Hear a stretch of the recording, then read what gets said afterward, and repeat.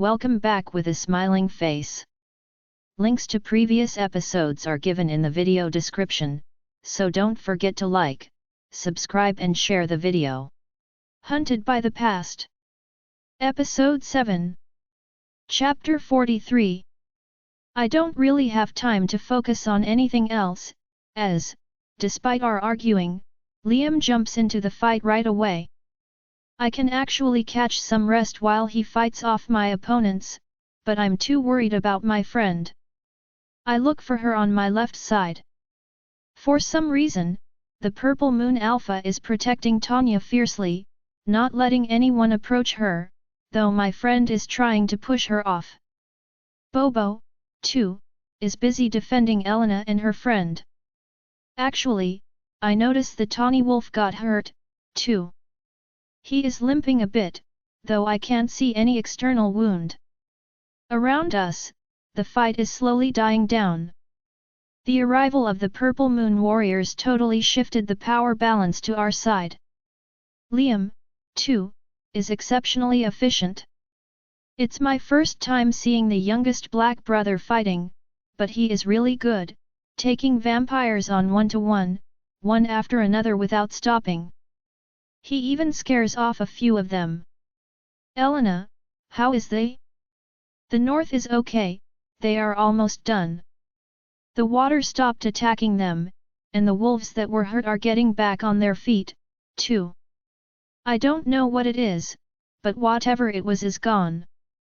We both start mind-linking our sides to check, but it's the same everywhere. Vincent is busy taking care of his injured pack members, and the sea moonwolves are dispersing to chase the remaining vampires on the harbor and hunt them down. Elena starts to check her friend's leg, frowning. You're hurt. I told you to not shield me. Though she sounds angry, she seems genuinely worried for her friend. Moreover, I'm observing Bobo, who is walking in circles around them, not coming too close or leaving them, visibly anxious. What is this, Bobo? I wish he would go back to his human form to talk to me, but he just walks up to me once he sees me. He whines a bit, bowing his head, putting his ears down. Gosh, don't apologize, Bobo. I'm okay, aren't I? I wish I could communicate with him, too, but instead, I just push him off gently with my muzzle. Once she's done tending her friend, Elena starts setting the vampires' corpses on fire, the usual thing to do. To my surprise, the Purple Moon Alpha then shifts back to her human form. She's a tall, dark-skinned woman with long purple hair and lots of tribal tattoos. She obviously doesn't mind walking, as she helps Elena with the fires. Once she goes back to Tanya, my friend growls furiously, obviously trying to fend her off. Didn't she spend the whole fight protecting her? What's with Tanya not wanting her clothes? I remember Bobo saying they have a connection, though he didn't get into the details. Well, it's probably not of my business anyway. Liam walks back to my side. My brother is nagging me about you. They are coming here. Are they okay? Are you kidding? Nora, it's my brothers. Of course, they are fine. Though his arrogant tone is a bit annoying, I'm finally relieved. I look around, and sadly, there are a few dead werewolves. 3 from the Sea Moon clan and 1 from the Purple Moon. Vincent said 2 of the Jade Moon clan died, as well as 1 of the Pearl Moon warriors. I bet it's worse in the north. The Sea Moon Alpha joins us, and he shifted back to his human form, though he is clothed. He is an old man, rather short, with a sailor look. Jones, you little rascal, he says to the Purple Moon Alpha. She waves back at him. Hi, old man Seaver. How's your side? It's not pretty, we lost a few good people. How's yours? We're okay. She won't say more. It must be hard on the alphas whenever they lose people in a battle like this. And because of vampires, too. The Sea Moon Alpha turns to me. I can't really shapeshift now, I would be too embarrassed to stand, but it doesn't matter since I can communicate, anyway. Thank you for your help, young lady. I almost lost my daughter today, but you saved her. You helped a lot of my boys and girls. The Sea Moon Wolves have a debt to you, I won't forget it. It's nothing. I did what I had to. No, no, a sea wolf pays his debts. Sooner or later. Anyway, which pack are you from? I haven't heard of a pack with a white alpha. Oops. How am I supposed to answer that? I can mind link other alphas because of my genetics, not because I'm a pack leader. I exchange a look with Elena, but she just shakes her head, telling me not to disclose my origins. I know. But I can't think of a good answer. I'm not the Jade Moon Alpha, and I don't belong to Damien's pack either. But before I can answer, other wolves come running to us. Nora. In a split second, Damien runs up to me. He and Nathaniel took the time to shapeshift and put on pairs of dark jeans, though they are still barefooted and their torsos are full of blood. It's quite a gruesome sight, making them both beautiful and scary, like angels of death. And to say I saw him in a perfect tuxedo not 2 hours ago. A dozen other wolves come following them, all looking a wreck. My mate comes to me, putting his hands in my fur, checking for injuries underneath all the vampire blood. He soon sees my arm injury and growls in anger. The two other alphas tense up immediately. Stop it, I'm fine. I told you to stay right where you were. Yes, and if I did, I would have been alone fighting vampires, anyway. They ran through the whole harbor, Damien. I had better chances with the Sea Moon pack than alone.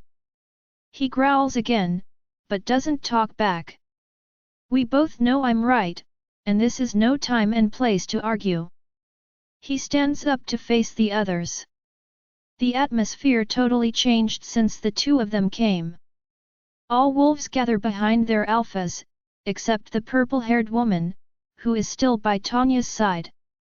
Elena is also standing to the side with her friend and other opal moon wolves that arrived I don't know when. I notice Nathaniel is stealing glances at her, but she ignores him, or doesn't see them, I'm not sure. The black youngsters, says the Sea Moon Alpha. I don't like seeing the likes of you on my harbor, but I guess this is what they call emergency situation. Indeed, adds Lysandra. How is the north? We are fine. The remains are being burnt as we speak, and we chased them far enough. The White Moon clan is taking care of whatever is left, says Nathaniel. Once again, he looks at Elena while mentioning the White Moon clan, but she doesn't say a thing. What was that? They attacked at the southeast, too? Asks Lysandra, annoyed. They struck the north first. We received the northern pack's distress calls early enough and went to help them, but there were about 100 vampires. You mean only 100? How come the White Moon couldn't get rid of that? Did they get soft or something? Elena, her friend, and the other opal moon wolves present immediately growl at her, vexed by her words, but she ignores them. It wasn't only vampires. Something was helping them. I saw the water from the river catching and trapping wolves. Some were poisoned, too, we had many victims that way. Something was definitely off. Sounds like a witch to me. All eyes turn to the old alpha, Seaver, who is scratching his beard. Damien turns to him, frowning. A witch? Witches are elemental creatures. If a water witch was helping them, it would explain how they got past the first defenses so easily, whispers Nathaniel. Then what drove her off? Did anyone get her? Asks Lysandra, looking around. We didn't even see one. Only vampires. But she could have attacked from further away. I don't know how their magic works. Send some people to look at the bodies. See if they find a witch among them, orders Damien to some of the Blood Moon wolves. I didn't think of a witch. I know very few about those, as, like vampires, they were chased off Silver City years ago, and they are by far rarer than other creatures, too. All I've heard is that they look like human women and have mystical powers that they can use to cast spells or curses and manipulate elements, as old Seaver said. But then again, the presence of a witch could explain what happened. They are our natural enemies, like vampires, and have ways of hurting us. Would they ally with vampires? What about what happened in the south, then? That time, the trees helped the packs. I don't think a witch would have changed her mind, says Lysandra. And they can't change their elements, either, adds Nathaniel. What if there is another witch left in the south? Asks the Sea-Wolf Alpha. If there is, she helped us. She was on our side, suddenly says Elena.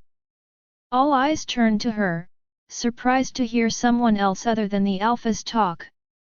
But they obviously don't have time to discuss hierarchy now. The old man sighs. I don't like the idea of a remnant witch here. Me neither, says Lysandra. I don't blame them.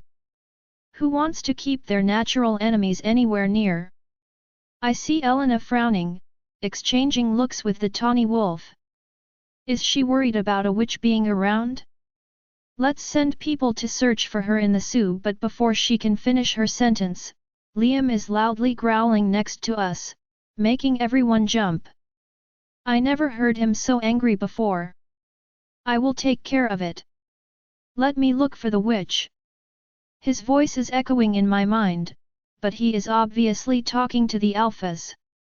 Why is he so adamant about looking for that witch? Damien and Nathaniel both put on the same surprised expression. Obviously, they didn't expect this. They stay silent for a while, but none of the other Alphas dare to speak anymore. The three brothers exchange looks for a while, and it's obvious they are mind-linking. Eventually, Nathaniel sighs. If you want, Liam, you take care of it. We have our hands full as it is with this mess anyway. Just ask if you need help. Don't take on a witch by yourself. Understood, brother. He looks enthusiastic about this, but I'm a bit worried. If this witch helped us, whoever she was, is it really okay to try to find her? But I can't express it here. I will talk about this with Liam later when things cool down. After that, the Alphas keep talking, mostly about the casualties and damages. I exchange a look with Elena, who isn't listening. Is your friend okay? Yeah, he injured his leg, but it's going to heal quickly. I'm more worried about the rest of my pack. We lost some people, so I want to go there soon. Why don't you go now? My Alpha wants me to represent him here, seeing what the other packs will do. It's only the White Moon and Opal Moon wolves to clean the mess up there now, so we gotta make sure we will get some help. Saying this, she looks to Nathaniel, and their eyes finally meet. I can guess he is asking her if she's okay with his lips, but she soon shifts back, her eyes to the group. Nathaniel will definitely help you. Her response is a bit odd. Why is she hiding so many things now? Not shape-shifting, avoiding Nathaniel. I bet he doesn't know she can mind-link other Alphas, either. I don't want to put my nose in a business that isn't mine, but I feel concerned whenever Elena's involved. Is it because I know we are related? While I'm lost in my thoughts, the Alphas are done talking. The Sea Moon Alpha, whom someone called Patrick during the conversation, calls back his wolves. He nods in my direction, and with that, the sea moonwolves head back to the south. Lysandra turns to Damien. It was nice, making peace to kick. But don't think I'm gonna get nice with you because of that. Just get back to your turf, Jones, growls Damien. Seems like the short-lived alliance is over. And the purple moonwolves have no intention to behave well because of what happened, either. Lysandra sends a kiss in Tanya's direction, who answers with a growl, before their pack leaves. Right when I think they will now talk with Elena, I notice her and her pack members are gone already. I didn't even see them leave.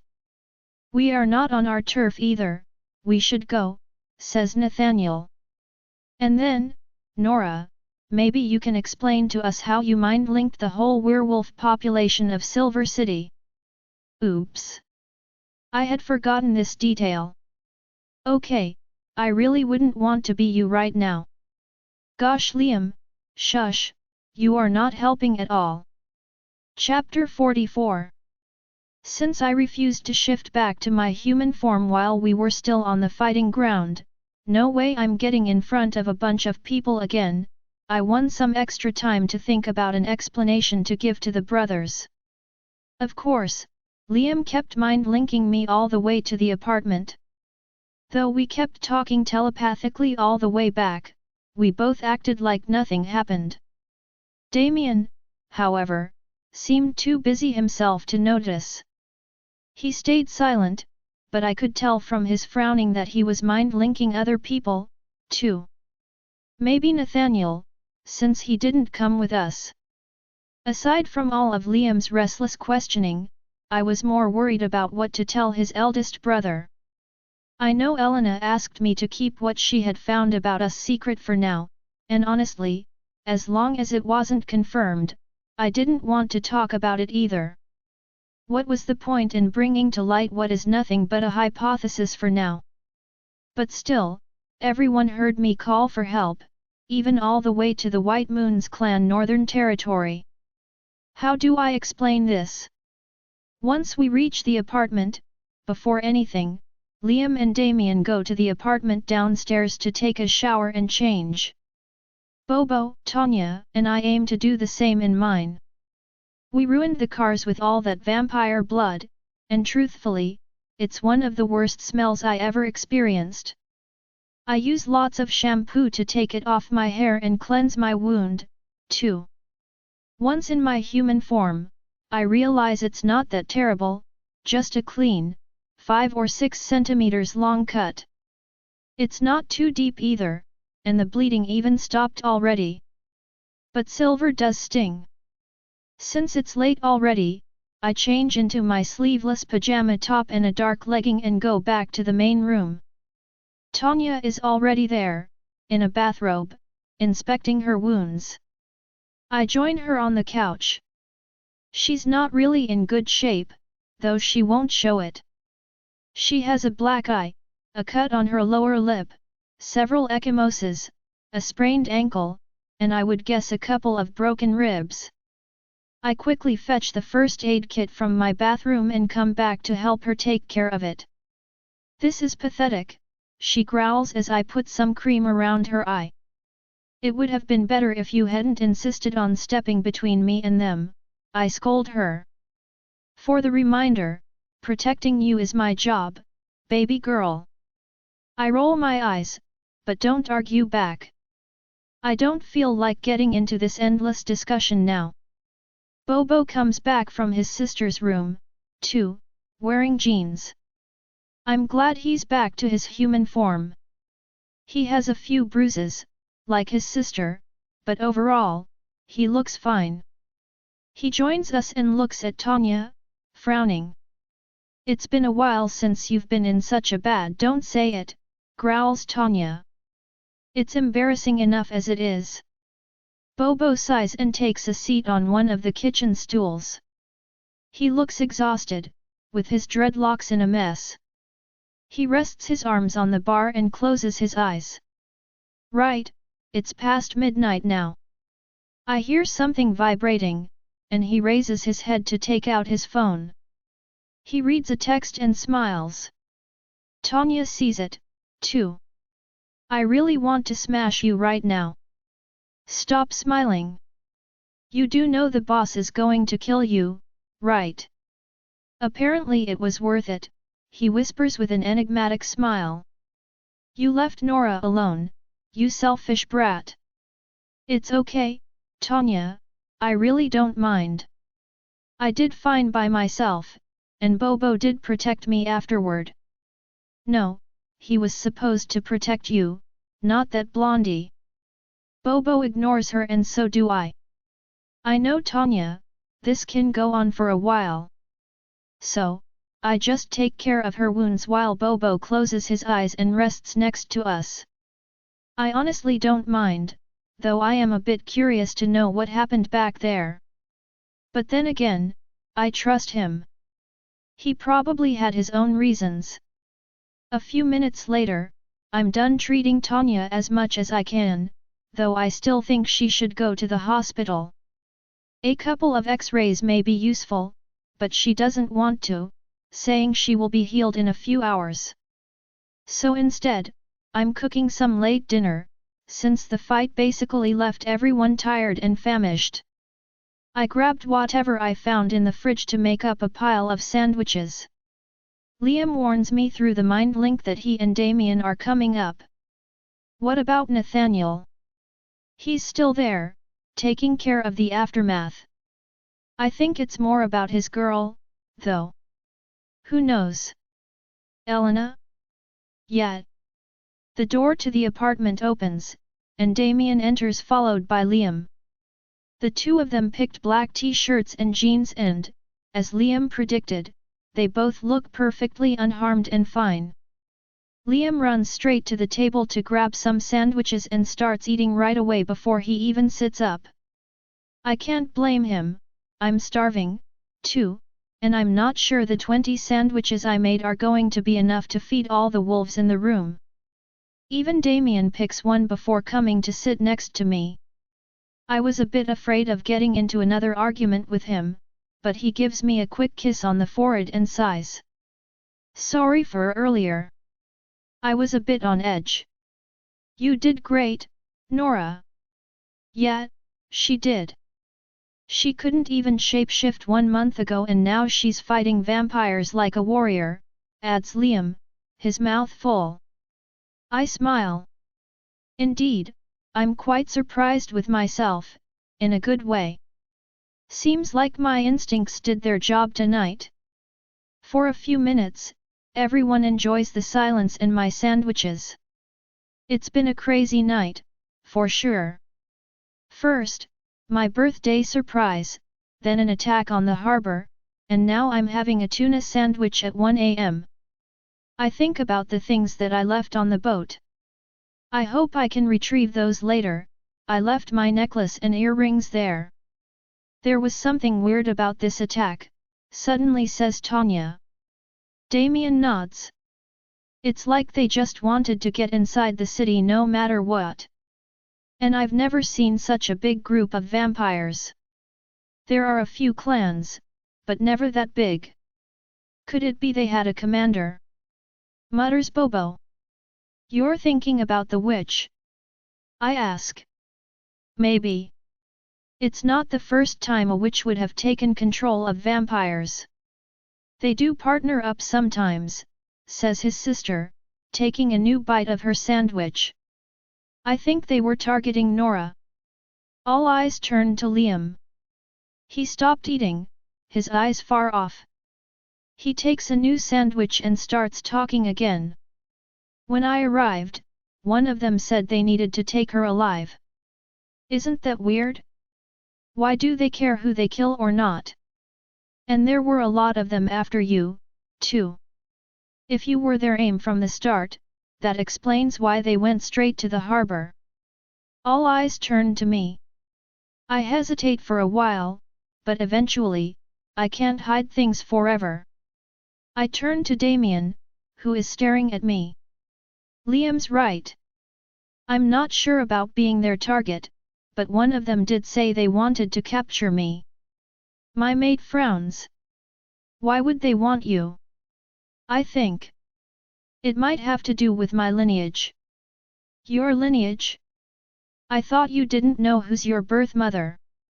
Asks Tanya with a confused look. I still don't. But I think she might have been a royal, I confess, looking at Damien straight in the eye. As soon as I drop that last word, they look at me with shocked expressions, except for Bobo and Damien.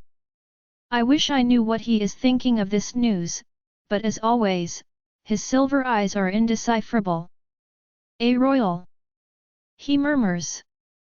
I nod, waiting for his reaction. But he stays silent, looking at me like he's deep thinking. After a while, I shift my eyes to Bobo, silently asking for help. He sighs. Someone from the Opal clan mentioned it today. A family of royals got killed in the north about 18 years ago. And Nora has, well, white fur and blue eyes, so I hope Elena won't resent me for this. You think your last name is a clan's name? Asks Tanya. I'm just saying it could be. That would explain a lot of things. I turn to Liam, who is scratching his chin, thinking. He points out his fingers one by one in his free hand, the other one still holding a sandwich. Clan-like last name. The white fur and blue eyes combination thing. Your dad taking you away from your unknown mom. Your alpha genes and obviously good fighting instincts. Your altered abilities, like no fast healing but large-scale mind linking. Yet, what was that by the way? Even I heard you. Says Tanya. I still don't really know what I did. I just panicked and unconsciously asked for help. I didn't think that would result in me sending out a large distress signal to all the werewolf population of Silver City. Damien finally turns to me, reacting to Tanya's words.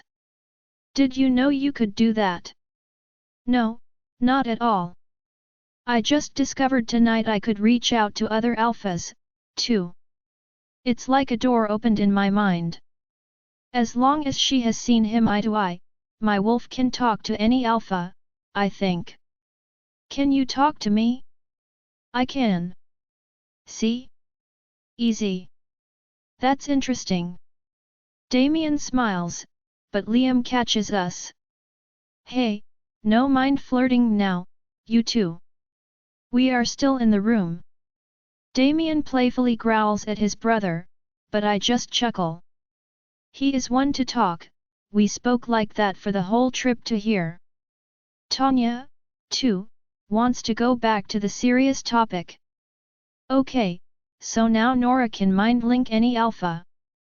That's an alpha ability anyway, right? But she mind linked us, too, tonight.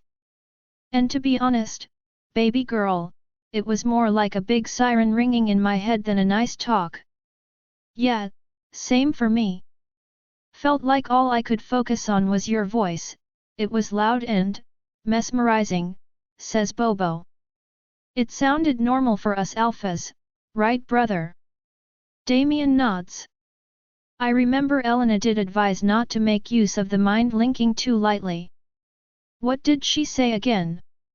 Her pack members found it annoying. Maybe that's what she meant if our voice sounds like what the Mura siblings described. I don't think I could do it again now, anyway. Well, don't try. I already have a headache. Let's keep the testing for another time, baby girl, grumbles Tanya. But that's good to know. Now even if Nora is in trouble, she can ask for help by herself as easily as that. Liam winks at me and grabs his fifth sandwich. He's right, now not only we confirmed that I can fight for myself, but I can even warn Liam or Damien if I'm in trouble. Even Damien nods. He seems content about this news. Can I hope he is not going to be as overprotective as before, now?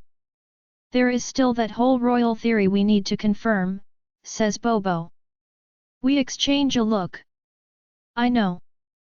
Elena wasn't sure of anything, but if we could somehow find a way to confirm it. What about a blood test? All eyes turned to Tanya. Damien frowns. You think you could check this with a blood test? Wait, you're telling us the girl spent a month in a hospital and you never checked her blood? Says Liam. Because we didn't think of checking her DNA. We were busy trying to keep her alive, for the record.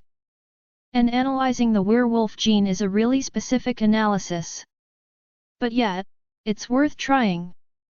If Nora is a royal, a royal's child, I correct. Right, but even as royal's child, your werewolf genes should light up like a Christmas tree once we check your stats. I can ask Nana to help, I'm sure she would know. Damien nods, but to be honest, there is something else I would like to check. My eyes turn to Bobo, and he knows right away what I am thinking about. If we can do blood testing, I can even see how closely related Elena and I are. Hey, Nora? I turn to Liam. Why is he using the mind link now? I don't think anybody notices.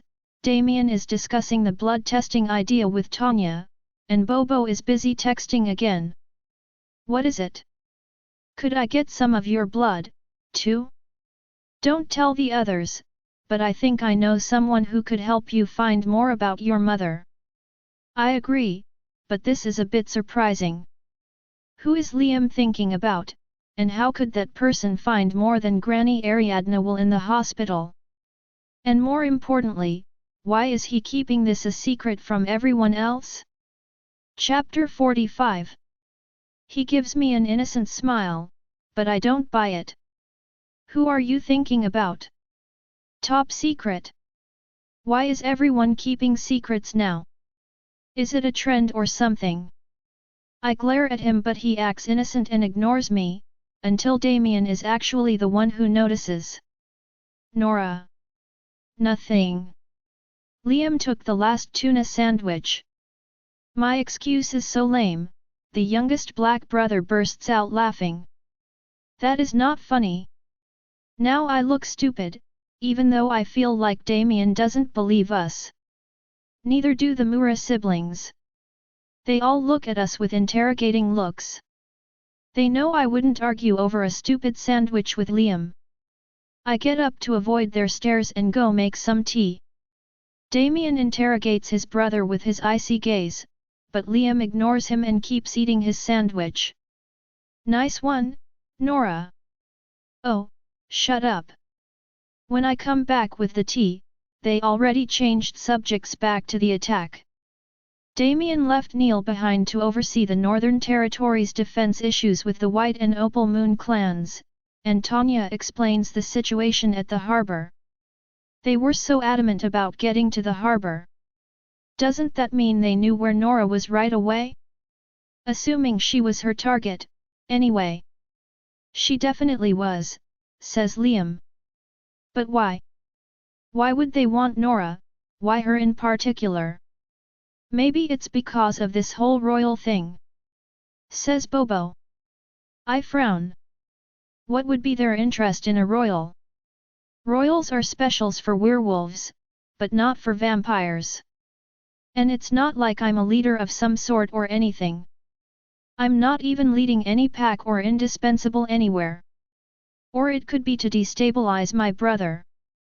He is known to be the alpha of Silver City, even if it's unofficial. If they took Nora as a hostage, they could. Damien growls, but I put my hand on his to calm him down, and shake my head. I doubt it, Liam, no one really knows about me. Even tonight, people from the other packs had no clue who I was or which clans I was related to. The Jade Moon clan concealed my existence for years, and I only went out a few times in the last 2 months. Vampires should be even more clueless, but what's their point in catching a royal's kid? Says Tanya, doubtful. Maybe not for the vampires, but for the witch. Once again, all eyes turn to Liam. What? Witches can do really weird stuff with blood and everything. Maybe she wants to try? Well, using Nora for curses, you got to be pretty sure of how useful she is going to be if you send 100 vampires to a city full of werewolves just to get one.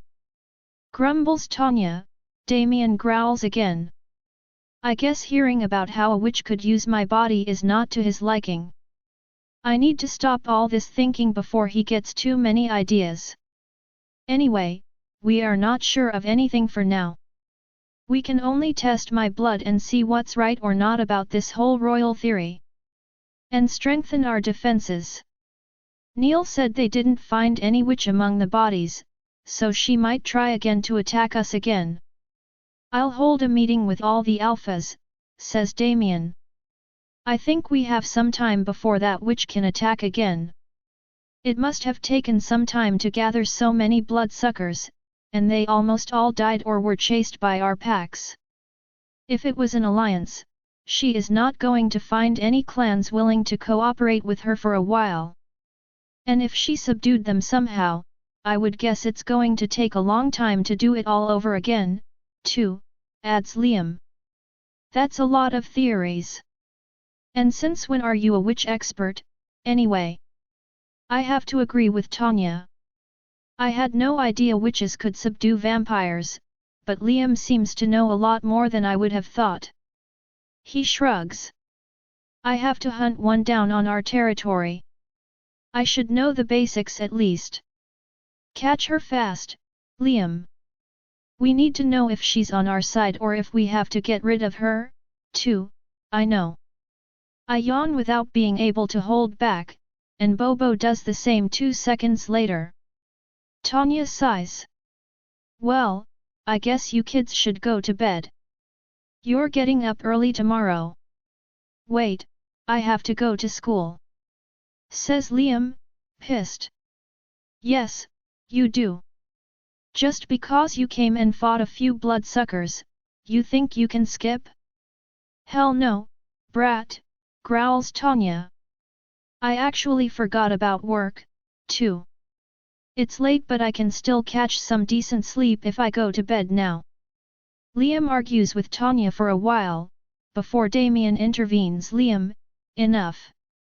With just those 2 words, the youngest brother stops complaining right away, though he is obviously pouting. Tanya smirks and I can't help but smile, too, at his childish behavior. Damien throws him a key. You're sleeping downstairs at Nate's place. Tanya, you're coming with me. Bobo, you stay there. They all agree, but I turn to Damien, a bit disappointed. You're not staying. I have to go back. The White and Pearl Moon clans need help, and I can't leave Neil and Nate to handle it on their own. He quickly turns his eyes to the others, and everyone gets the message. They all exit the room quickly, leaving us alone facing each other. He takes my hand and kisses it softly, making me smile. Sorry. I know it's your birthday. It's okay, my birthday ended an hour ago. And I had the best one in my life, too. I lean to kiss him, and he responds to it immediately. See? I'm getting braver and braver whenever we interact. Maybe getting to know more about his past helped a lot, too. He puts an arm around my shoulder, and we both lean on the back pillows, my head against his shoulder. I'm sorry for leaving you behind, but I'm glad you weren't in the front lines. I was worried enough with where you were. I know. I'm glad I can't defend myself now, but there is so much going on, don't worry. We can handle a witch or 2. At least the others' packs helped, too. I didn't think they would. Not all the packs. That's another reason I want to talk to them, but you don't need to concern yourself with that. Here we go again. Whenever it involves the other werewolves, he shuts me out. Am I not supposed to become his Luna someday? Shouldn't I at least be interacting with his pack already? But Damien never lets me close to his pack's affairs or members, except for his brothers and the Mura siblings. I don't like being put aside. Maybe Elena is right, and I should stay cautious. You look tired. I should go, he whispers. I nod, and he puts a quick kiss on my forehead before leaving. I stay alone for a while, lost in my thoughts without really falling asleep. I hear Bobo coming back, and he lays next to me on the couch, his head on my lap, like he always did as a wolf. Liam and my sis are gone. How are you? Tired. How about you? Same. But your sandwiches were really good. Thanks, Bobo. We stay silent for a few seconds, and for a moment I wonder if he fell asleep after closing his eyes, but he starts talking again. I think it's worth a shot.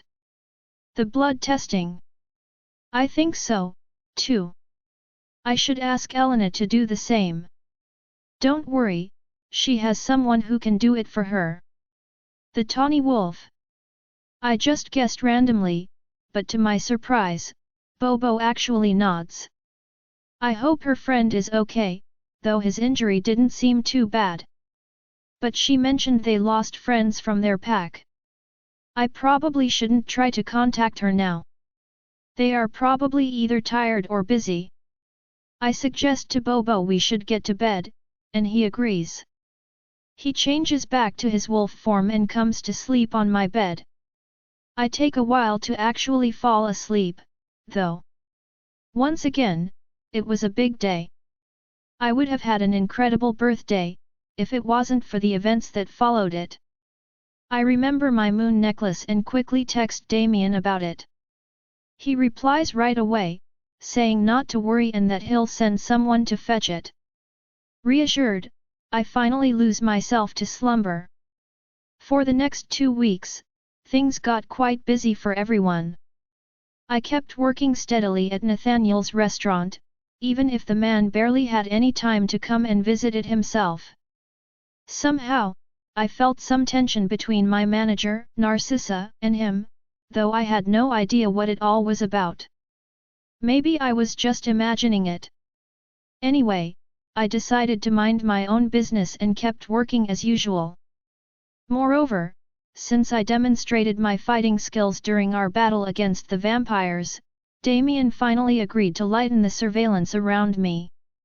For example, Bobo didn't have any obligation to watch me while I was working at the restaurant anymore, so from then on, he usually just came to get me at the end of my shift.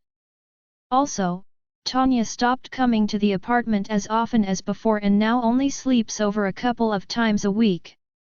Apparently, she is also the trainer for the youngest wolves of both packs and helps her older brother with his beta duties. As planned, she sent my blood samples to Granny Adriana, and now we are just waiting for the results.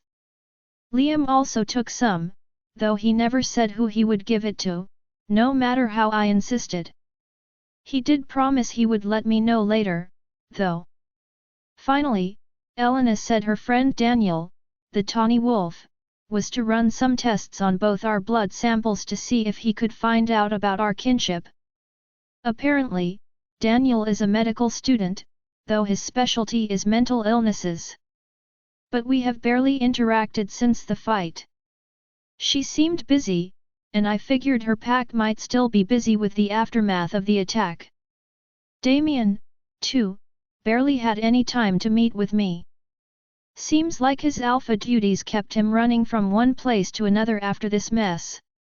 He never shared with me whatever it was that he was busy with, though. As time passed, I asked less and less, but got more suspicious. Not only he was obviously kept me in the dark, but because of this, I couldn't trust him, and our relationship wasn't making any progress either. One evening after work, Liam, like often, came to the apartment to eat with Bobo and me after his classes. I was starting to doubt that he really was looking for the other witch that was supposedly in Silver City. He just went to school or skipped classes from time to time, got into fights here and there in the city, and dropped by unannounced when he was craving my cooking. Like tonight. However, I was set on making him spill the beans about Damien. I knew Nathaniel and he knew much more than they wanted me to think. Why do you think my brother lets me meddle in his adult stuff?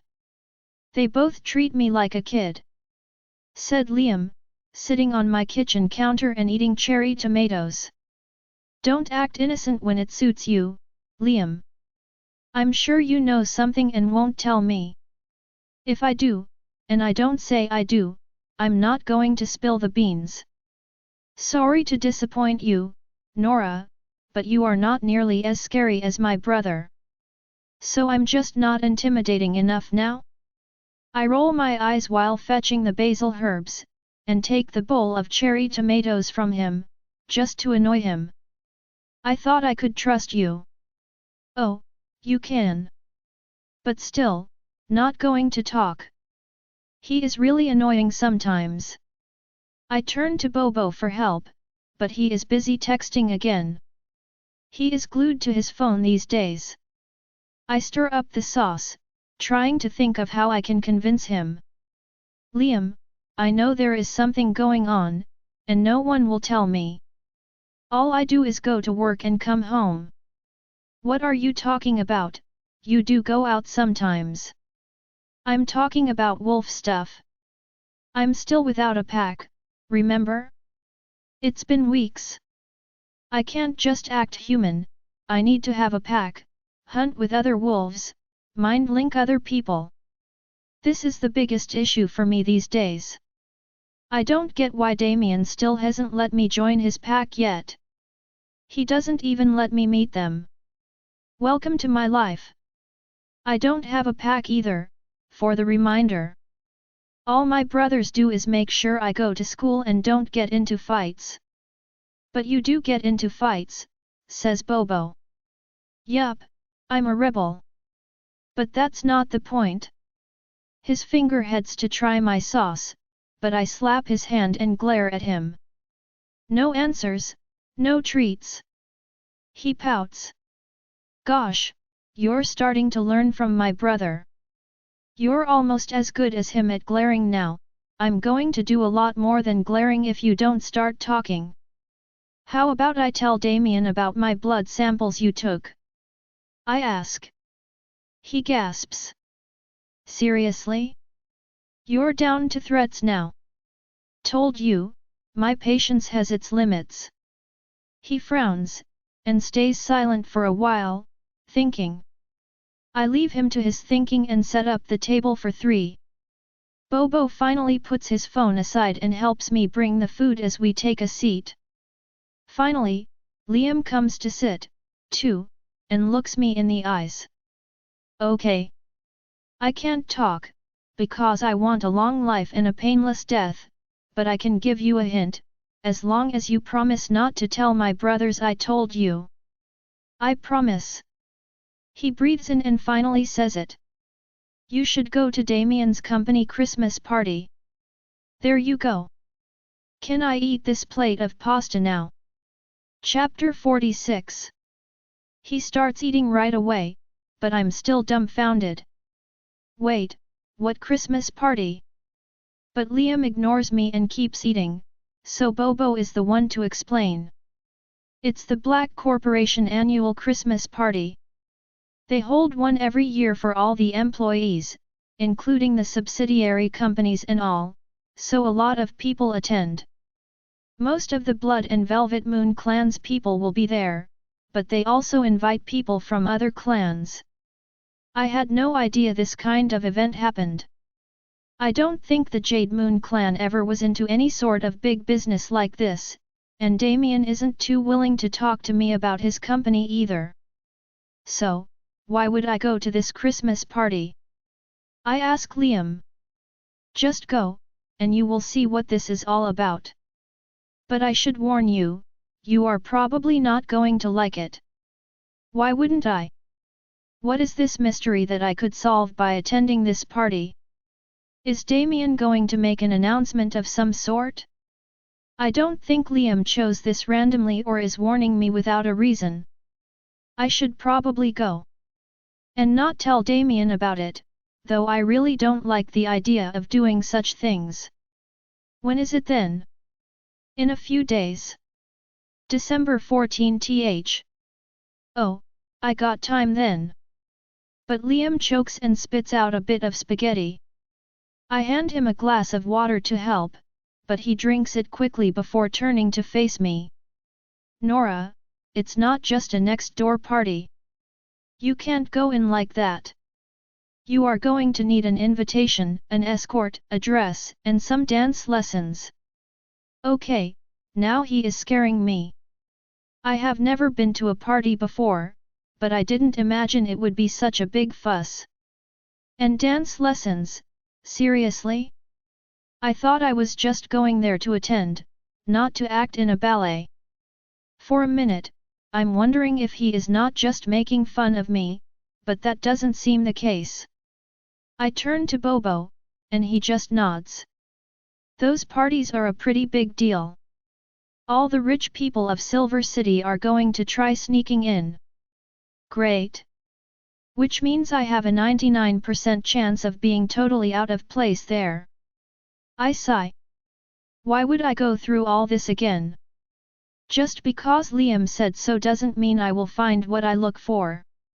What if I go there for nothing or worse, just go ridicule myself in front of a bunch of strangers? Liam sees me panicking and rolls his eyes. Don't start panicking now, Nora. I can be your escort, for starters. They always send me an invite but I don't usually go. This way, my brothers won't suspect a thing. I can teach you the basics for dancing, too, says Bobo. And for the dress, you surely have all you need in your wardrobe. If not, you can just ask my sister to go shopping. She probably won't make a connection with the party. I nod to their suggestions, not really happy about it, though. I'm too scared and busy thinking at the moment. Can I really go to that party behind Damien's back? Gosh, I hope it will be worth it. After dinner, Liam leaves, and I head straight to my room to talk to Elena.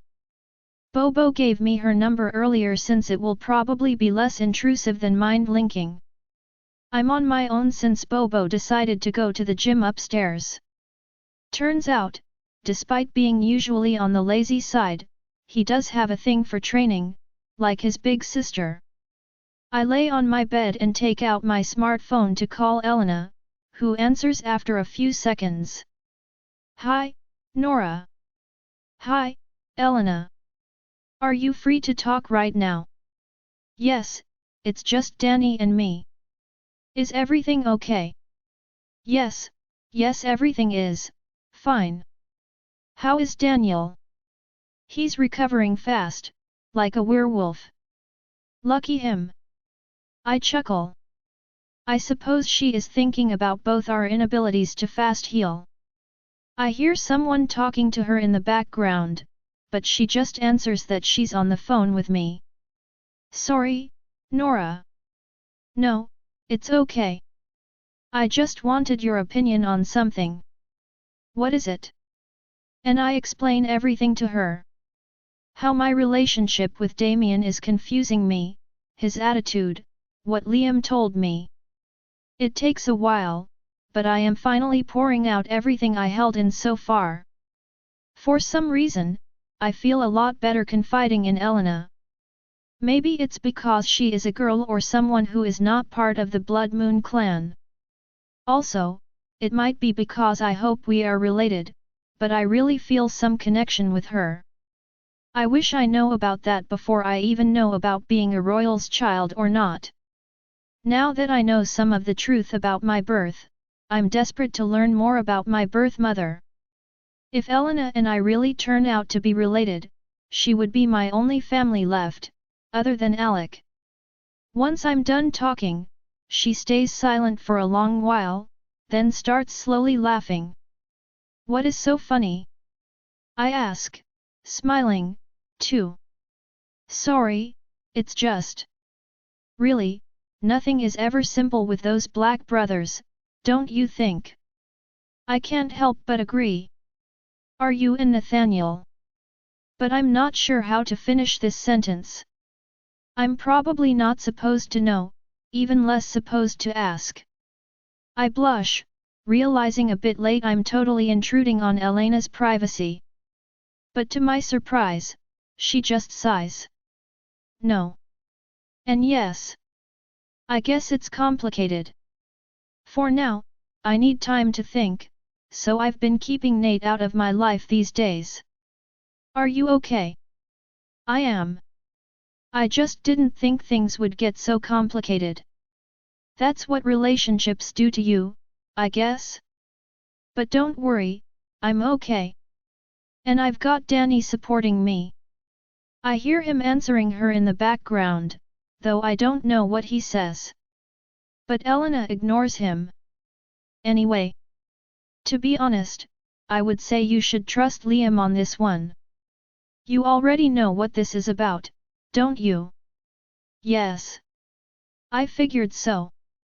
After all, Elena was the first one to tell me not to trust Damien too quickly, so she probably had her reasons for that.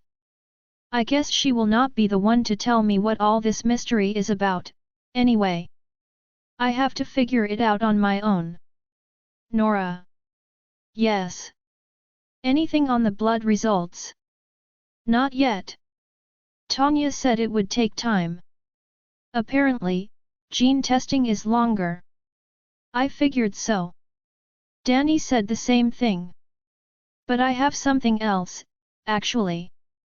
Apparently, matching our blood test results is much quicker. I stop breathing for a second. Is she for real? Already? I'm so not ready. I get up, fidgeting while trying to breathe again. Nora. Sorry, I'm just so stressed all of a sudden. Do you really have it? You know. Yes. Daniel just got the results this afternoon. I wanted to see you in person to tell you, but now that you called me first, I really don't think I will be able to keep it in until then. But can you breathe first? You're scaring me a bit, and if you collapse, I'm way too far to help. No, I'm okay. Just tell me, is it a match? Is it? I hear her laugh at the end of the phone, and someone is agitating some paper. Probably our results. Gosh, the suspense is killing me. Elena. I beg, unable to wait anymore. Nora, it is. We are related. Oh, my moon goddess mother. It's for real. Elena and I are related. I can't believe it. I have another family member that close to me. And she is related to my mom, too, to my birth clan. I feel tears coming up, and I find myself smiling. While I'm trying to catch my breath, I hear Elena is silently crying, too. Are you okay? I ask. Why do you ask? You are crying like a baby, too. She replies, half laughing and half crying, herself. We both laugh and cry for a few seconds, and Bobo suddenly comes back in the room. Seeing me cry, he frowns and immediately runs up to me with a worried look. But I shake my head, whispering that I'm okay. I put the phone on speaker, letting him hear Elena, too. Nora, there is more. What do you mean? According to Daniel, the percentage of matching DNA can indicate how closely related we are, so he brought the full results. You and I have 13.3% of matching DNA. Isn't that a lot? Is it? I have to calm my breathing again. I can hear Elena smiling, she is having fun with this suspense. Well, I can't take it. Elena, speak. We are cousins, Nora. First cousins. One of my birth parents was your mom's sibling. Are you kidding? No, I'm not. Daniel just told me this much matching DNA can only be a first-degree cousin. Can you imagine? Your mother is my aunt. We are cousins. I can't believe it. I have a cousin. A cousin from my mother's side. I can't help but cry and laugh stupidly, and Elena is in the same state at the other end of the line. We don't even look alike. How could I have guessed we were so closely related? I did hope that we would turn out to be distant relatives, but this is unreal. Bobo is happy for me, and he hugs me as I try to calm down. When I finally do, he brings me to sit with him on my bed. Once I finally calm down, I can see and think much clearer. So clearly, in fact, that I realize another detail. Elena, do you know what this means? Yeah, I thought about it right away. That means if you turn out to be, I would be a royal's child, too. Could it be? Daniel said so. I may not have as much as you, but I do have some royal characteristics after all. Probably that my non-royal parent was less pure or something. I don't know. But I will need to find this out now.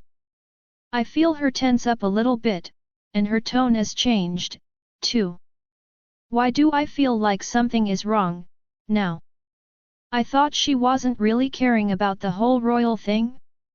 Not that I am, either, but… Elena? What do you mean you need to find out? I know I said before it didn't really matter for me, but… I hear sighing, and she whispers something with Daniel for a while. I can't hear it. I exchange a look with Bobo, and he actually takes the phone from me. You can tell Nora, Elena. She won't tell anyone. Tell me what? I ask, a bit worried now. Nora, I need you to promise me you won't tell anyone what I'm about to say. Especially not the brothers. Not even Tanya, or anyone else. Yes, yes, I promise. What is it? I just learned it yesterday, before the battle. I'm pregnant. Oh, Moon Goddess. Is it? Yes. Nathaniel's the father. Chapter 47. The next Friday, even while working, I can't help but think about my conversation with Elena again. Baby. She started crying after telling me about Nathaniel being the father. I was unable to say anything and just felt useless, listening to her. I just found out she is my cousin, and it turns out she is pregnant. She seemed really distressed about it. Eventually, that friend of hers, Daniel, took the phone and said they would call back. I haven't heard from them since then. Bobo just gave me news that they were all right. Daniel's leg is almost healed, and by his words, Elena is fine. I still felt bad for Elena, though. If she is not Nathaniel's girlfriend or anything, how will she handle this pregnancy? It explains why she was so distant with him yesterday. And even why Daniel and Bobo were so adamant about protecting her. A pregnant werewolf can't shapeshift, not without risking the baby's life. The shape-shifting is too much of a struggle on the body after the first few weeks. I wonder how along she is? Nora? Are listening to me? I forgot about David. We are busy arranging the flowers in the restaurant, and he was telling me about his weekend. He is definitely a nice guy, but I wish he would concentrate on the work. He spends a lot of time talking and we are nowhere near done. And although Narcissa is in an exceptionally good mood today for some reason, I wouldn't push it. Yes, sorry David. It's just that Narcissa asked us to finish this quickly, and Chef Michelle is waiting for me to go help in the kitchen after this. Oh, okay. Well, you can go if you want, I'll just finish this on my own. He looks a bit disappointed, but I really have to go, and I did more than my share here. I thank him and head to the kitchen. Earlier this week, a chemist took a last-minute sick leave, and I had to replace him for the day. Turns out, Chef Michel was so happy with my performance in his kitchen that day, he actually fought with Narcissa to keep me there. So now, I have to switch all the time between the kitchen and the restaurant, even during the actual service. Not that I would complain, though. I like working in the kitchen so much. Chef Michel and I are now on a first-name basis. It has become a habit now that I would come and help the kitchen staff in the morning. I am nowhere near the level of the cooks or aides here, but they are always teaching me things and even asking for my opinion sometimes. It's thrilling to keep up with the rhythm in the kitchen, but I'm doing my best. Once again, everyone was surprised that I handle the pressure well. Like any chef, Chef Michel yells and gets angry a lot, but this is really nothing compared to what I've handled before. All those who thought I would cry or panic discovered quite quickly that they were completely wrong about me. Truthfully, I'm a bit proud of it. Once the service is done and we start cleaning up, Chef Michel suddenly calls me, sending another chemist to take over for me. He is smoking at the back of the restaurant, like always. I don't really like the smell, but I just stand a few steps away not to be impolite. You called for me, chef. Yes. You did a really good job today, Nora. Again. And what was that suggestion you made this morning? For the dessert. Using rosemary to flavor the caramel. Yeah, that one. How did you think of that? I blush a bit, overwhelmed by the compliments.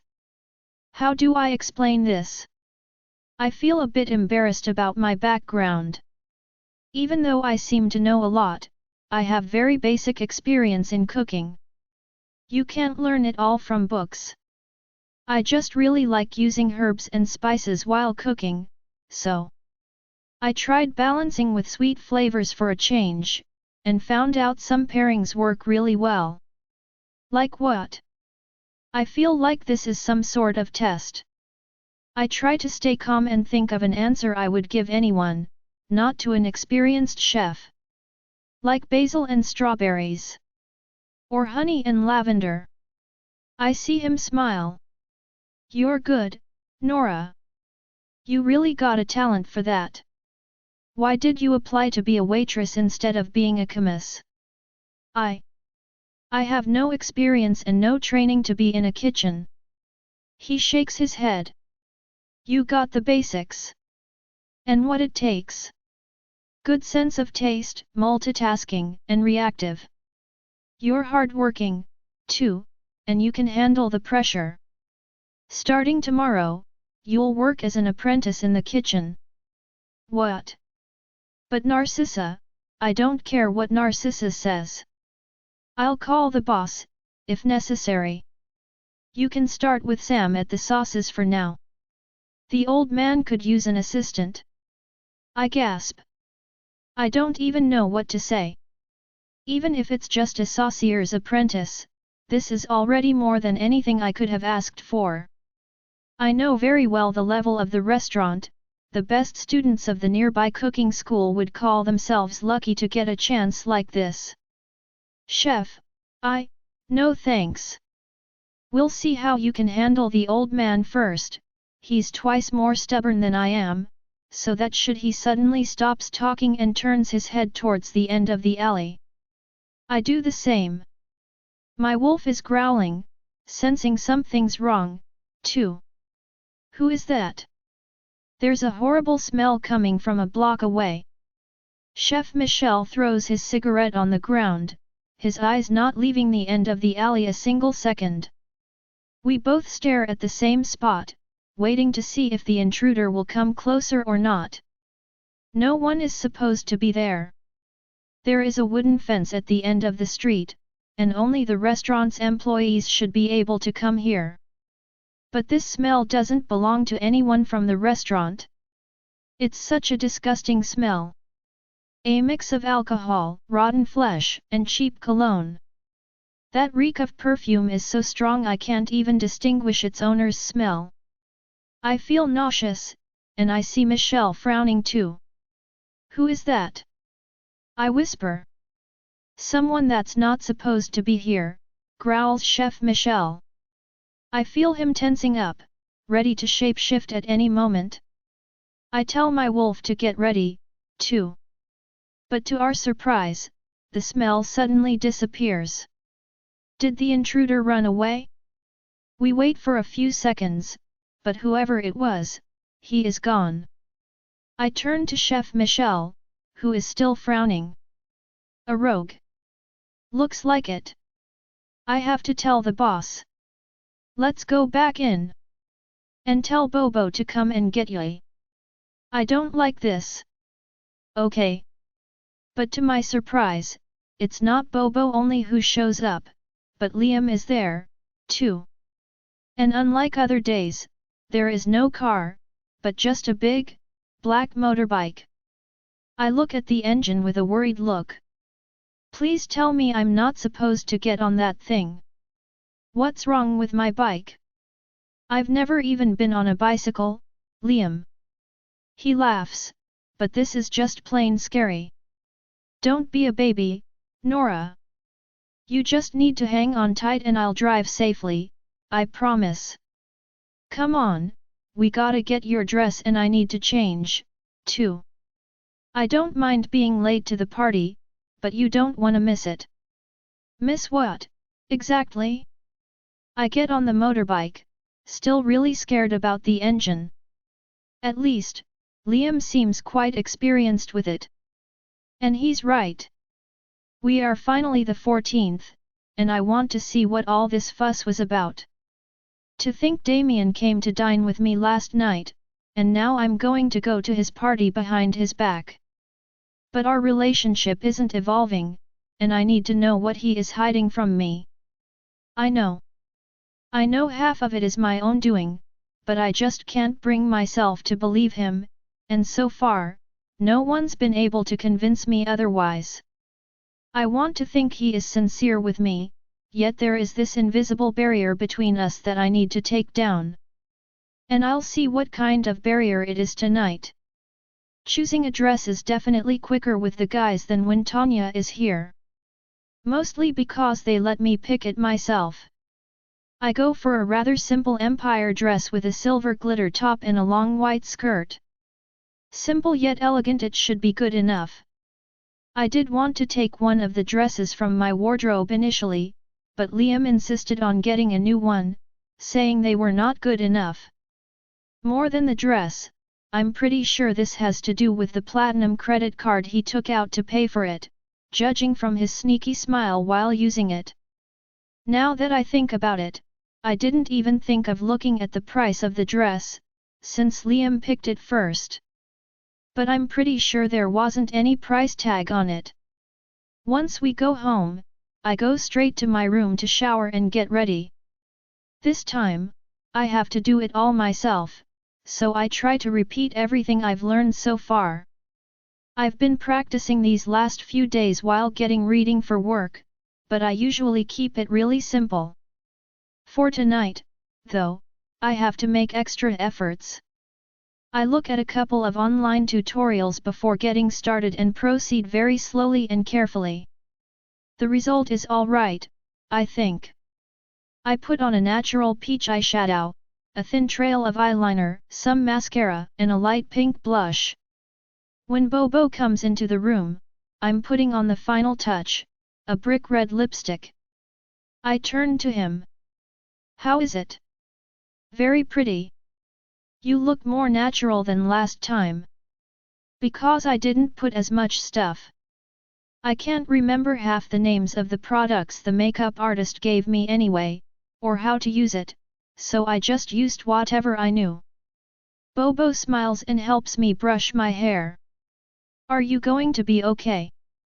He asks. I don't even know what I'm supposed to see, so. Is it bad? He stays silent for a second while grabbing a couple of hairpins. You should get your heart ready. I stay silent. The more I hear about it, the harder it is to think it's a good idea. Turns out, he is really good at braiding my hair and helps me put it up into a Greek goddess-like hairstyle. It also matches my dress perfectly, so I'm more than happy with it. Once we return to the main room, Liam is desperately trying to do his necktie. He turns to us, but before he can even ask, we both shake our heads. I have no idea how to do this. He frowns, and takes it off, undoing his first button. Hell to that, I'm not going to impress anyone, anyway. You ready, my lady? Indeed, I am. I'm shaking so much, though. I take my white coat and put my necklace on as my sole jewelry. The little diamond moon is shining brightly and effortlessly matching my dress. I just hope I'm dressed enough, I sigh, taking an overall view in the mirror again. Liam rolls his eyes. Yes, you are. You're wearing a $5,000 Dior dress and a diamond $2,000 necklace. What else do you? I'm wearing what? I scream, shocked. Oh, get over it, you know my brother is like, crazy rich. And don't worry, I paid with his credit card earlier. You stole it, didn't you? Says Bobo. Maybe. Liam. I can't believe him. Sometimes he's really adult-like, and sometimes he's just being a self-centered kid. And he's laughing at me, too. Oh, come on Nora, I've been pulling this kind of pranks at my brothers since I was a kid. They're used to it by now. I'm sure Damien won't even notice a few $1,000s missing. So, if you are done being scandalized, can we go, please? Trust me, the price of your dress will be the last of your concerns after tonight. Chapter 48. While in the car, I'm still sending annoyed looks at Liam. I hate when he plays with my nerves like that. And he's doing it on purpose, I know it. Even now, he won't bother to hide his smirk. I growl at him. Bobo is driving, and no one is saying a word. I'm too nervous to talk, to be honest. I have no idea what to expect. While I'm imagining several scenarios, Liam's phone rings. He picks up right away after seeing the number. Hi, Nate. What's up?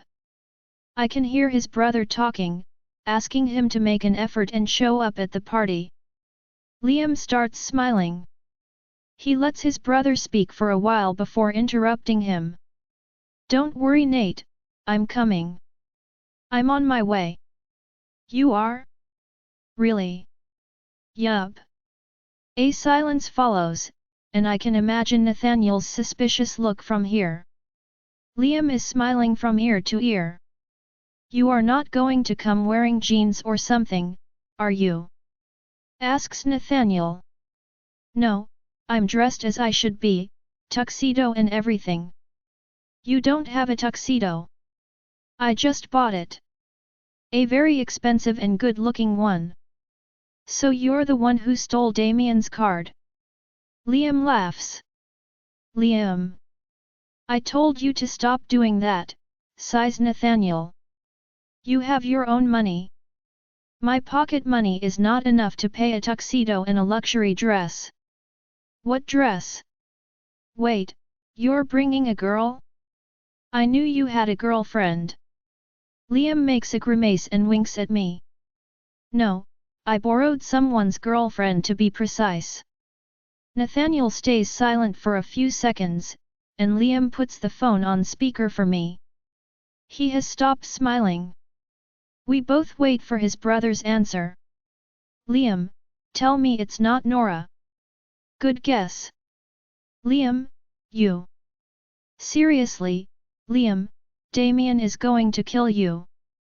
First, brother would never touch me. Plus, I bet Nora would kill him first. She deserves to know, don't you think? Who are you to decide that? It's their relationship, Liam, You have no right to. Do you really want to have the conversation about managing love relationships, Nate? Touché. Though I think that one was a bit mean from Liam. For a few seconds, I think about Elena's baby. Neither of them probably knows about the pregnancy yet. Nathaniel's love life is about to get a lot more complicated. Both brothers stay silent for a while again, and I wonder if Nathaniel can do anything to prevent me from going. He could probably revoke Liam's invitation, no? But to my surprise, we finally hear him sigh. I'm going to regret this. Liam starts to smile again. Really? You're going to help us? No, I'm not going to do anything. You're on your own, Liam. And I'm definitely not intervening if Damien kicks you. Liam laughs and hangs up. Even if he said otherwise, not doing anything is basically the same as helping us. But though Liam is happy about it, this call didn't make me feel better at all. I wonder if it's too late to turn back, but I don't even know what I'm supposed to fear. When Bobo finally stops the car, I recognize where we are. It's the entrance of the Grand Hotel, a 5-star and one of the most luxurious hotels in Silver City. I'm feeling kind of better about my overpriced dress now. Liam helps me out of the car, and Bobo follows us. It's my first time seeing the two of them dressed up, but there is quite a difference. Liam obviously chose a very luxurious tuxedo, while Bobo's outfit is much more discreet. He looks like a bodyguard with this look and size, and well, I guess that's kind of what he is for tonight. Once we arrive in the hotel, a doorman recognizes Liam right away and precedes us. With a very professional attitude, he guides us all the way to the 32nd floor, without even asking for an invitation. Liam winks at me. Guess he didn't need one, being one of the infamous Black brothers. Once we finally arrive, the door opens on a gigantic reception hall. It's very luxurious and intimidating. The marble floor is so clean and polished, I can actually see my reflection in it, and it's the same on the walls. On the roof, large chandeliers are hanging, with real candles lit up. On my right, a large bar with 5 barmen and barmaids working swiftly, and on the left, a large glass wall like the one in my apartment with a breathtaking night view. The place is crowded with people. Now I know why Liam said I wouldn't be overdressed. Every single person standing in the room is wearing luxurious brand items, priceless jewelry, and opulent outfits. My dress doesn't seem out of place, and it's definitely not the fanciest. Some ladies even have real gemstones embroidered on their outfits, when they are not wearing it as jewelry. Liam gives me his arm to hold on and I don't let go. I feel way too intimidated. But for the first time, I see him really being a Black brother. As we walk, people get out of our way and I hear whispers all around us. A lot of the guests are eyeing Liam, though they are definitely avoiding his gaze. A few steps behind us, Bobo is also definitely making an impression, as many people are looking at him. Actually, people are staring at me, too. Probably because I'm accompanying Liam. A lot of them are observing me from head to toe, and they are not even trying to hide it. I feel like I just stepped into a nest of snakes. Look who's there! I turn around, and to my surprise, Lysandra Jones, the Purple Clan Alpha, is walking up to us. This time she is wearing clothes, a superb purple combi. She is wearing purple jewelry, too, except for all the gold rings she is wearing in her hair, and her piercings on her nose, ears, and eyebrow. She stands in front of us, smiling. "Hi, Liz," says Liam. "You brat! You fought with my guys again this week, didn't ya? How many times do I have to tell you to stay out of my territory? Come on, I thought we were just training?" What, are they tired yet? Don't be too cheeky. One day I will come myself to give you that kick you're asking for. Anytime. Replies Liam with a cheeky smile, indeed. Though the conversation seems heated, I feel like Lysandra is more amused by Liam's attitude than annoyed. I wonder why does he have to go so often to provoke her warriors? Is it because they are strong? She turns to me and smiles at me, too. Nice to see you in human form, Whitey girl. How did you recognize me? I ask. Blue eyes, a big scar on your face, and those guys around ya? Come on. Right. I guess my visible scar in both my forms is a big giveaway. I tend to forget about it these days. Now I feel stupid. Indeed, anyone could recognize me, then. Lysandra doesn't mind that I'm staying silent, so she starts talking again. By the way, I wondered which pack you were from, but seeing you're with these two, I guess you're a blood moon? Or velvet, perhaps. But I shake my head. Not really. I'm more of a free spirit at the moment. This is a really dangerous thing to say in a room full of werewolves, admitting that I don't belong to any clan. But Lysandra just laughs. Nice one. Well, if you ever get past this free spirit phase, you can come to the Purple Clan anytime. We value fighters in my pack, so you would definitely be welcomed with what I saw the other week. Wow, I didn't expect that. I whisper thanks, too shocked to think of anything else. Liam growls, though. Don't dream about it. Nora will belong to my brother's pack. Who knows? The girl might change her mind. If so, then you can always join the Sea Moon Wolves, too. We turn around. It's Old Man Seaver. The Gramps walks up to us, flanked by two young people. The girl looks about my age or younger, with chubby cheeks and a brownish ponytail. She is wearing a green dress and matching earrings. The young man, probably her brother since they look so alike, is wearing a brown suit and has a large scar across his neck. Old man, says Liam. Oh, shut up, kiddo. I'm here for the young lady, not you. Is there an alpha that Liam hasn't angered out there? They all seem annoyed at him. But he just laughs while the old man turns to me. So you're named Nora, are you? Patrick Seaver. Here are my children, Marina and Arthur. You saved both their lives last week. The young Sea Moon she-wolf waves at me, a bit shy. Her brother just nods, but his eyes are fixated on Liam. To be precise, he is glaring at him. Gosh, he really loves messing with everyone. It's nothing. We were in the middle of a battle, after all. Hopefully the last one. I'm done with vampires for this lifetime. Don't get your hopes up, old man. Those bloodsuckers will be back. Remember the last council. Sighs Lysandra. Everyone thinks the same. I ask. Lysandra nods. All those who bothered to show up, anyway. The Sapphire Moon clan really is a bunch of cowards, I tell you. Now that I think about it, among all the big clans of Silver City, the Sapphire Moon clan is the only one whose wolves didn't show up at all. They are one of the strongest clans around, though. I would say they only lose to the Blood Moon, Velvet Moon, and Gold Moon clans in terms of power.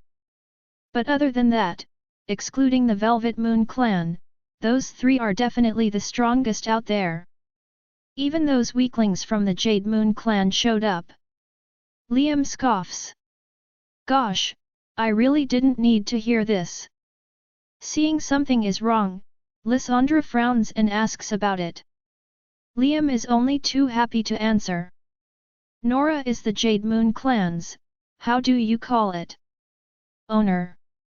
Stop it, I don't own anything, I whisper, embarrassed. They just gave me their allegiance. Wait, you little girl controls the East Territory? Asks Patrick. I hesitate and nod. I guess this is a way of putting it. Lysandra suddenly claps her hands. Right. The boys did tell me someone kicked Greens a few weeks ago. Well done, Whitey. Is she really going to keep on calling me like that? Interesting. Seems like the Black Moon clan is really working on their connections, Arthur Seaver mutters, though we all hear it. His father is scratching his beard. Right, son. Can't blame the kid, though. Times are hard. Lots of little mutts are showing up everywhere. Who cares about the rogues? What he wants is to contain the Sapphire Moon clan. If they can't reach an agreement, things might get ugly. Says Lysandra.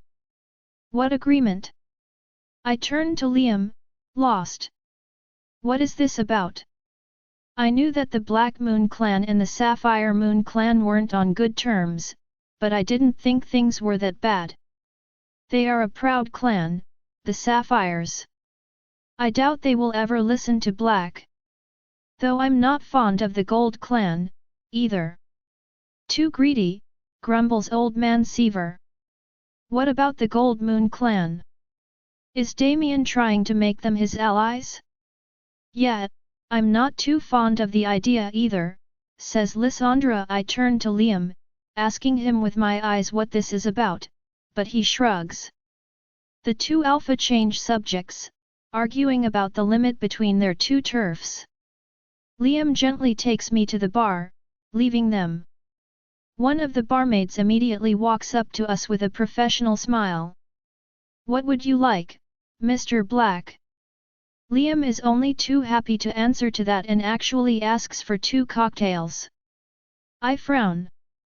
We are underage. And my alcohol tolerance is definitely not cocktail-proof yet. But before I can even protest, he hands me a turquoise drink that smells a lot like vodka. I'm wondering if I can give it back when my phone rings. It's Tanya. Nora. Where are you? I'm at your place and no one is here. Bobo isn't picking up his phone. Oh. I turn to Bobo, not knowing what to say. He probably turned his phone off on purpose.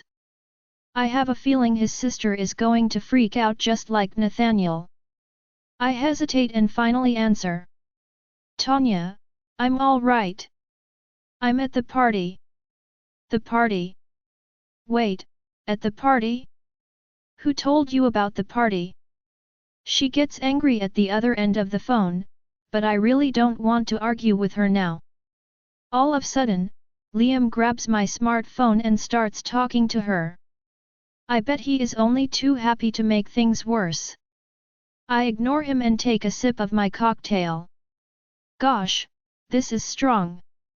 Suddenly, I hear a lot of chatter. A young woman just made her entrance. She is very beautiful, from what I can see, before a lot of people run to her like bees gathering around honey. She has gorgeous brown hair, and golden eyes like Elena, though hers are darker, almost brownish. I'm not particularly inclined to fashion, but her dress is gorgeous.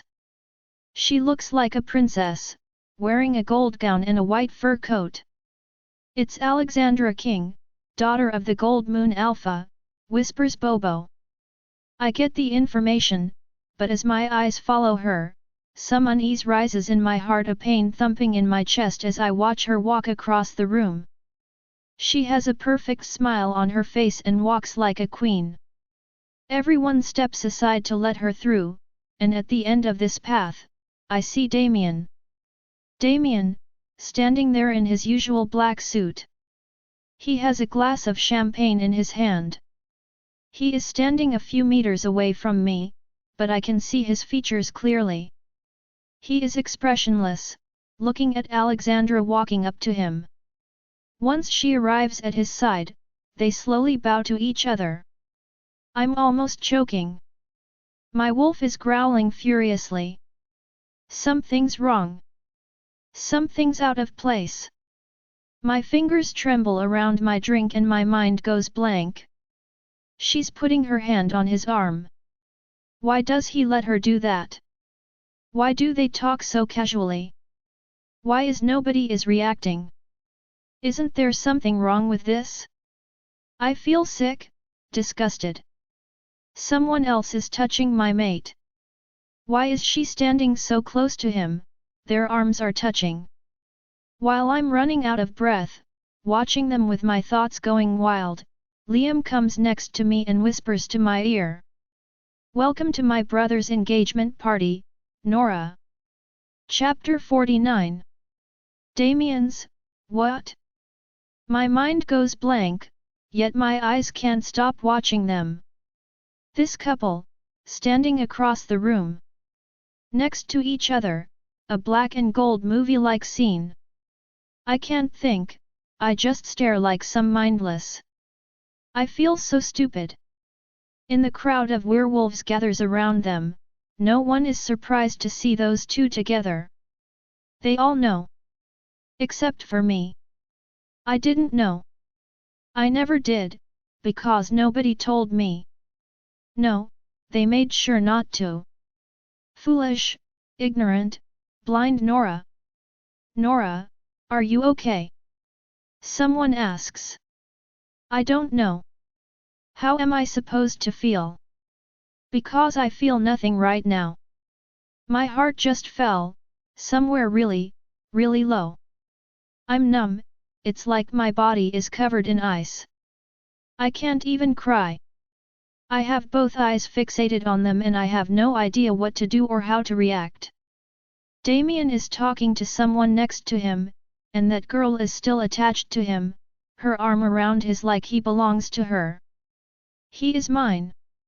My wolf is screaming inside, growling and crying her guts out. Her pain hits me like a hurricane. My chest is so painful, I can't breathe. I take a step back. I want to run away from here. Why can't I stop watching, when it's so painful? I can't stay here. Her. With him. The two of them, side by side. My mate and that girl, together. I don't want to see that. The more I watch, the more my mind is going crazy. Thoughts like a raging fire, burning me from the inside. How long? Since when? Why her? Does she love him? Does he love her? Does he love her more than me? Does he love me at all? Hell is in front of me and I can't stay here. I take another step back, and realize there's broken glass at my feet. Is this mine? When I raise my head again, a lot of eyes are now on me. Among them, a pair of silver shining eyes, wide open with surprise. Nora, watch out, you, but I push him back. I can't take anyone touching me now. Not Bobo, not Liam, not anyone. I want to run from this wretched place, from this world. I turn around and start running. I hear Damien's voice calling my name behind me, and his brother's. I run to the elevator and a surprised waiter gets out to let me in. I push the ground level button, again and again and again, but I hear Damien's steps without looking up. Just as the door closes, he rushes in the tiny elevator space, and I instinctively retreat until my back hits the wall. Nora, listen to me. Look at me. I avoid his eyes. I don't want to talk to him right now. I don't want to look at him. It's too painful. If I see him, I'll see that vision of him with her again. I see his hands coming close, and I scream. Don't touch me. That's when I realize I'm crying. From my scorched voice. I'm crying hard and shaking. His hands freeze just before he touches me. Okay, Okay. I won't touch you. But Nora, you have to listen to me. It's not what you think. Who cares about what I think? It's what I just saw and heard that matters. And I'm not ready to hear it again. I feel like my heart will stop beating if I do. I cross my arms around me, shielding myself from him, staying the furthest away I can from Damien. Why does it have to be me? I can take 100 hits from Alec, but I can't take this. I trusted him. I knew something was wrong, somewhere in my mind I had that thought, but I still decided to trust him. Why now? Why this? After all this time? I love him, I love this man so badly, and that's why it hurts. I raise my head, looking at him in the eyes, and between my tears, I hear my own voice. Tell me it's not true. Tell me you're not engaged, Damien. Maybe Liam lied. Maybe I saw it wrong, and maybe that girl is just a close friend. Maybe it was all just a joke. Maybe I'm dreaming. A nightmare I need to wake up from. I see him open his mouth, hesitating, but he stays silent, and this time, he is the one to avoid my gaze. I can't believe it. I cover my eyes with my hand, trying to calm down my crying, but gosh, it's hard. Nora, listen to me, please. It's true, I am engaged to Alexandra, but, shut up. I don't want to hear her name in his mouth. I don't want to hear any more. He's been with me for 2 months now. Yet he's still having this engagement party. I don't think of any good reason for this. He had weeks to call it off with her, or break up with me. Who am I to him? I thought you loved me. He looks at me with scandalized eyes. What? Nora, I do. Do you seriously think I don't love you? Then why she is the one you're going to marry? Why? Nora, Alexandra is not the one I love, you are. She will just be my official Luna. I look at him, stunned beyond words. Is he mad? Does he have any idea of what he is saying right now? His Luna? What would I be, then? I think of the apartment he gave me. So he wants me kept in that tower, like a bird in a golden cage? I shake my head, at a loss for words. The elevator reaches the ground level and opens. He is still in front of me, barring the exit. Move out of my way, Damien. Nora, no. You're hurt, and you're the one who hurt me. I yell, ignoring all the people in the lobby. I've had broken bones and 100 wounds, but never have I ever been in pain like now. You took me for an, Damien. Now, out of my way. As I yell those last words, he brutally retreats in a really odd way, like he's pushed back or something. I don't even care. I run out in the lobby, with a lot of people staring at me. I must be looking crazy. I try to wipe out my flowing tears, but I can't barely see in front of me. I'm so angry, sad, and confused. I bump into someone, a man. I try to step aside and go on my way, but before I can make 2 steps, he suddenly grabs my arm. Queen Diane! What the? He looks at me, his eyes confused. Who is this guy? I shake my head and elude him, running away. I run until the entrance of the hotel, to the outside where it's pouring. I hate the rain. I keep walking anyway. I don't care about the rain or the cold, I just want to put as much distance as possible between Damien and me. I don't want him following me or something. After a while of walking and crying, I finally stop. Gosh, I have no idea where I am. And Liam kept my phone, too. Who would I call anyway? I don't want to see any of them, they all lied to me all this time. The Black brothers, even the siblings. Who can I trust now? Suddenly, I remember Elena. I'm so agitated, that it takes me a while to mind-link her, though. Nora? Nora, why are you crying? Are you okay? What's wrong? Elena, can I come to your place? I have nowhere to go. What? But what about your? I'm not going back there. I know she can feel my distress. I'm tired, cold, and angrier than I have ever been. And even sadder than that. Okay, okay. Do you know where you are? We will come and get you, okay?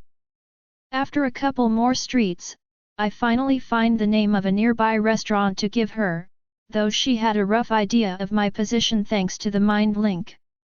They arrived 10 minutes later, in a car. Elena takes me to sit with her in the back seat, covering me with a thick blanket they had brought. A blonde guy is driving, probably her friend, Daniel. His human form is not really what I expected. He is thin and has a rather pretty face, with blue eyes and small, round glasses.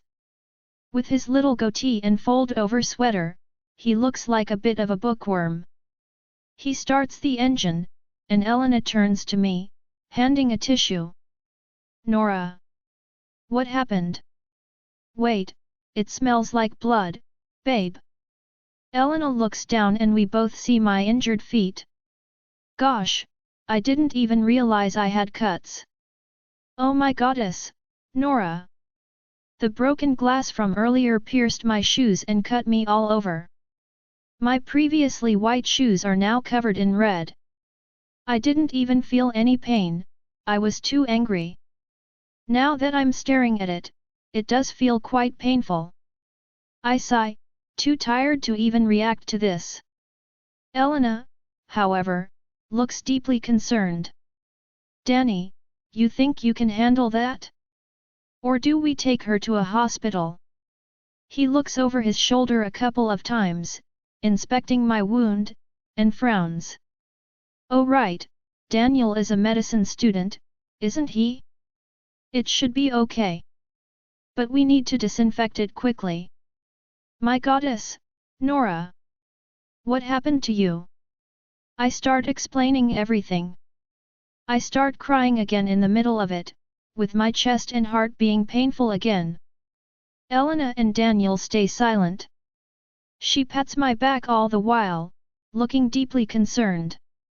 When I'm done talking, we have entered a part of the city that I don't know at all. Men are jerks. Men are jerks. Not helpful, Danny, says Elena. Nora, I'm so sorry about what you went through tonight, really. But don't worry, okay? Tonight, you will stay at our place, have a good sleep, and calm down. And we can talk about it tomorrow when you feel better, okay? What is there to talk about? She needs to ditch the guy and basta. Danny, park the car and shut up. Growls Elena. Once we arrive, Daniel decides to carry me so I wouldn't hurt my feet anymore, and Elena keeps the blanket around me as we go to their flat. We enter a very cozy apartment, and I love it instantly. It's small, but full of warm colors, with a small kitchen counter, a large bottle green couch, and a fluffy carpet. There are 3 large bouquets of flowers dispersed in the room and a strong smell of coffee, freesia, and citrus. Daniel helps me sit on the couch and goes to one of the rooms. He comes back with a large first aid kit and rubber gloves. Elena sits next to me while he helps me take off my shoes. How is it, Danny? Bleeding a lot? I'm gonna have to make sure she doesn't have any glass left in her foot, but it should be okay. Not a good idea to run around with your feet in that state, sweetheart. Sorry. I didn't realize. Daniel sighs, but puts the gloves on and starts taking care of my feet really carefully. "Do you want a cup of coffee, Nora?" asks Elena. "If you have some tea, I would love a cappuccino, too," says Daniel. "I wasn't asking you." "Thank you, babe." Apparently, they are both used to those kinds of arguments, because Elena gets up and takes out 3 cups. Daniel turns his head into her direction and clicks his tongue. "No coffee for you, Mama," she growls. "Crap, I forgot, right, I forgot she's pregnant, too. Has she told Nathaniel yet? It's been a week or 2 now. Now that I'm thinking about it, Elena is wearing a large sweater. She had boyish clothes, too, last time, but this one is clearly oversized. Even if she had any baby bump, it wouldn't be showing with this kind of top on." While she is pouring some milk in the cup, her phone rings. She frowns when she sees the number and shows her screen to us. "It's Nate, they are probably looking for her. You should answer before the whole Blood Moon clan rushes to our territory." Elena hesitates for a while, but after a few seconds and looking at me, she answers the call. "Yes, Nate? I'm okay, thanks." "I know, sorry, I've been busy." Yes, she's here with me, at my place." "Yeah, she's okay. Well, a bit shook up, but she is safe, and Daniel is taking care of her feet." "Not tonight, Nate. It's not a good idea." Nora is still too upset, she needs some time. "Yes, of course. As long as she needs." She stays silent for a while, apparently waiting for Nathaniel's answer. After a while, I hear him talking, though I can't really get what he is saying. Elena frowns. "That's none of your business, Nate." "Okay, I can ask." Nora. "Yes. Bobo wants to come and see you tomorrow morning. Is that okay?" I hesitate for a while. Bobo kept the truth from me, too. But he is still my best friend so far. I don't want to see Damien or even Liam, but I guess I can see Bobo. I nod. She said yes. "Okay. Yes, I'm fine, I told you. Good night, Nathaniel." She hangs up, a bit too fast to act normal. She sighs and comes back to us with the cups. Daniel is observing her with a genuinely worried look. "Are you okay, baby?" "I am. And don't ask, Nora is the one to be worried about." "Well, she should be happy, Bobo is coming for her." "Is that jealousy I hear?" Elena rolls her eyes. "Oh, stop being a baby, Danny. Bobo is worried about Nora as a friend. Now drop the jealousy act, or, baby or not, I'm really kicking you." "Oh my gosh! So you're Bobo's mysterious boyfriend?" I exclaim. Join our Facebook and WhatsApp group for more updates, link is given in description. Rest audiobook will be continued in next episode.